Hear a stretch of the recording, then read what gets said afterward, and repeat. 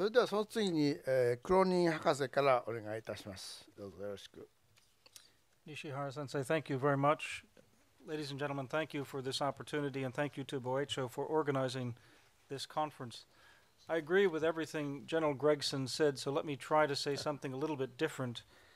I want to start with the very basic premise that the Japan-US alliance is our cornerstone for security. That is, your cornerstone and our cornerstone. A strong U.S. military presence with forward base in Japan underpins our rules-based global order. We heard Nakashima Sensei talk about that in his keynote speech. This is how it's been for decades, and I argue it can remain so for decades, providing we don't fumble away our power.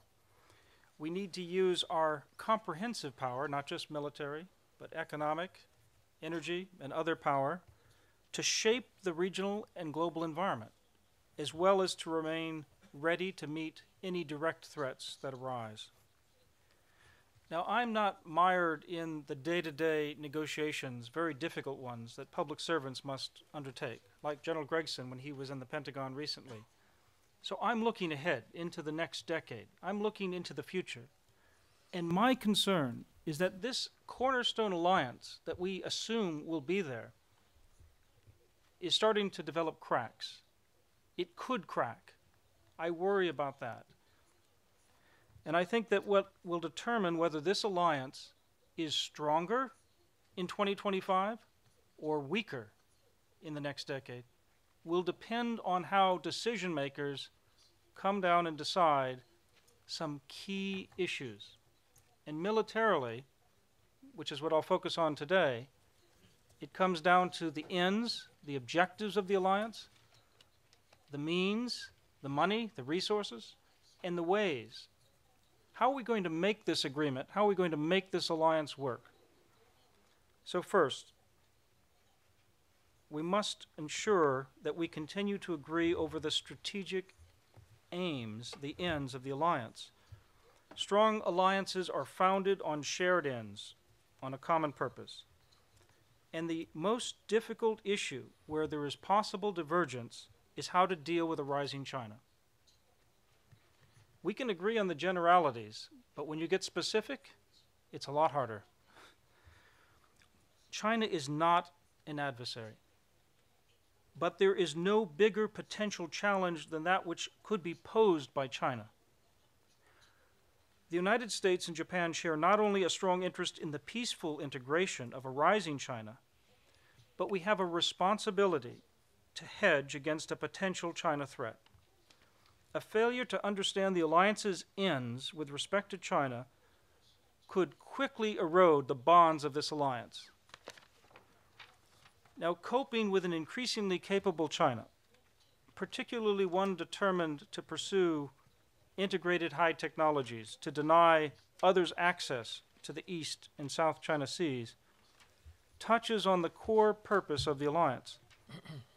Politically, it raises the question about how we will seek to shape a rising China. Militarily, it raises the question about how to overcome anti-access and area denial capabilities. There is no consensus right now between the United States and Japan on these two questions, not when you press deeply. The United States is capable of retaining its current military edge, but a major challenge for both countries is to determine how to sustain that edge, especially given financial constraints and political constraints. You heard Aki Nagashima talk about air-sea battle. That's a concept. You heard him refer to the rebalancing of the United States to Asia. That could be a strategy, but isn't necessarily a strategy.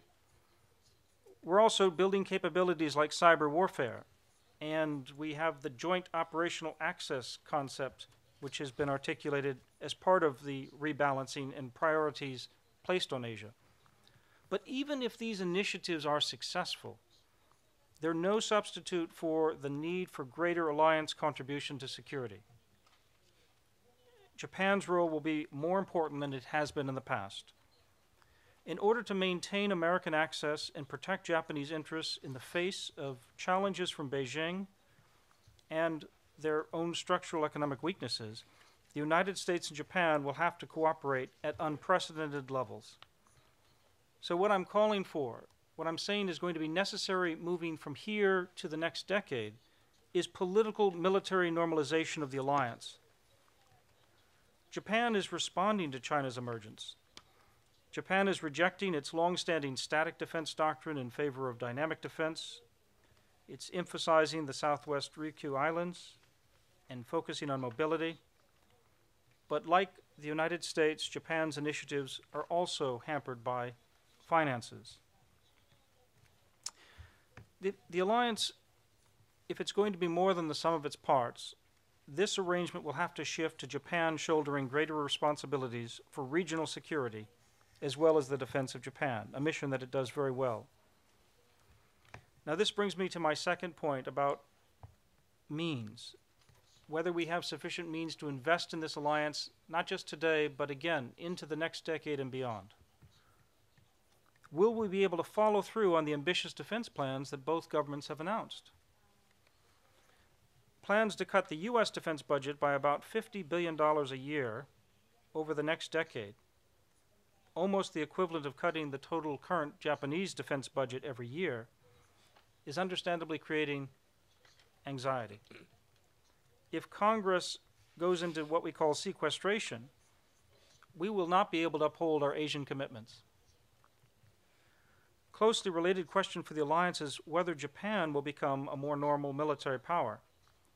It has certainly taken steps in that direction, from additional roles and missions to easing political and legal restraints short of changing the post-war constitution.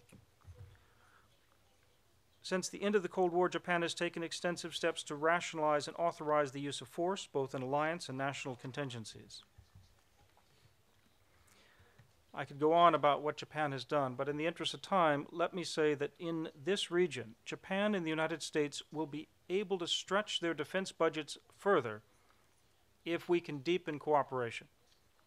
The most important aspect of military cooperation will be the integration of command and control and information systems. This is a chronic weakness in a relationship characterized as separate but unequal. More generally, mounting Chinese capabilities should catalyze Japanese military normalization. This is the only path toward maintaining a successful balance of power in the coming decades. This is a fundamental point. It's one that we're not talking about, but it is fundamental. So my third point concerns the ways, the institutions and people of the alliance.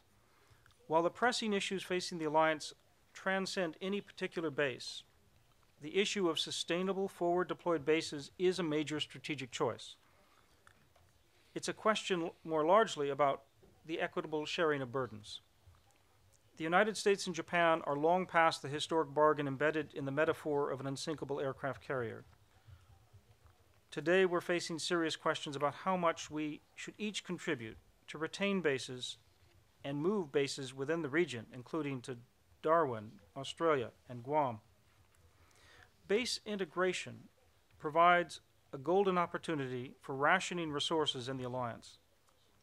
Increasingly, U.S. forces based in Japan and perhaps elsewhere, such as Guam, could be co-located with self-defense forces operating side by side, as General Gregson talked about, providing economies of force and resilience.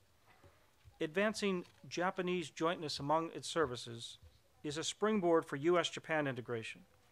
And integration is a potential game changer for the alliance, providing mutual benefit and potential for combined operations. Integration also provides an alternative to the problems of bases in Okinawa, where the majority of U.S. forces are concentrated. However, Okinawa's strategic importance probably is increasing, and careful alliance management is going to have to preserve access to bases there while striving for reasonable accommodations with the local population. Popular opposition to Hanoko and Kadena cannot be ignored by democratically elected officials. But it's easier to note how local opposition complicates decision-making than it is to say how government should make those tough choices. Nations require defense. a vital means of shaping the world and ensuring against dangers. Operation Tomodachi dealt with just one kind of danger. The deadlock over a replacement for the Futenma Marine Corps Air Station is only one piece of a complex puzzle with diverse interests in Tokyo, Washington, and Okinawa. The recent agreement to decouple has for the moment reduced friction. This was a triumph for political pragmatism. But a dispute over repairs at Futenma illustrates that there's a cost to this indefinite staying open of a problem. We cannot wait indefinitely. We can certainly wait to decide this issue until next year, though. And that's why pragmatism makes a lot of sense for the reasons that Nagashima-sensei was addressing, that we can move forward on many other important areas. So let me close by reemphasizing that the alliance requires a strategic framework that can candidly and effectively grapple with the hardest questions. I have nothing but praise for our public servants, but we must do a better job at debating ends, means, and ways, and I think tomorrow's challenges are going to be even greater than many of us in this room assume. Thank you.